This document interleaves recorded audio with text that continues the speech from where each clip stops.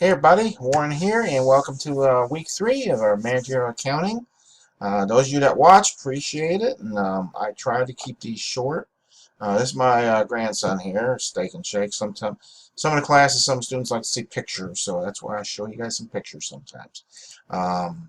Here, let's get right into it. Discussions, I know for last week, week 2, those of you that were in there, good job on the discussion, so I don't need to go much over that. Homeworks, um, again, uh, those of you that submitted homework, everybody's doing good. Some of you been in touch with me, and we've figured it out. So not much to go over there. So I'm glad you guys are doing well on that. Moving on to the current week here. So week 3, we got 2 chapters. Let me go over here. Chapter 4 and 24 and 25. Differential analysis and product pricing. Part of that has to do, you go through, you check these slides here, you'll find there's a lot of info on it, on like, doing analysis of product pricing. A lot of things go into pricing, from my Domino's years, we'd figure out specials or different prices, you got to figure out the food cost, labor cost, different things like that. That's why I got this example here. Oh, let me show you something here. For like there's these 3 C, D, and E here are 3 different columns of 3 different stores, and this is the total put together. But one of the things, like when you're in the food business, there's a thing called, for example, here it says ideal food. So that's be it pizzas, hamburgers, or whatever you sold, produced and sold, there's a cost to that. So like in this example here, $1,815 for this is for 1 week. That's the ideal cost, what it should have cost to produce X number of whatever it was you were selling. And then you got the the variance. So the difference between what it cost and what it should have cost. Okay, so like there's $120 difference there. So that means this store went over $120. This store here, see that negative, they went under. And then the same thing for labor. What it ideally costs. You have X number of people, X number of hours at different times of the day, different, based on projected, speed, rushes, whatever you want to call it. And so again, you have the actual labor versus the ideal labor. So again, you got different what they call variances.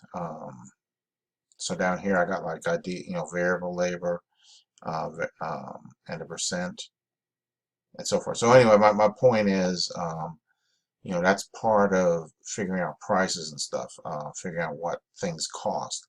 It gets broken down to, when you throw the, let me show you this budget thing here.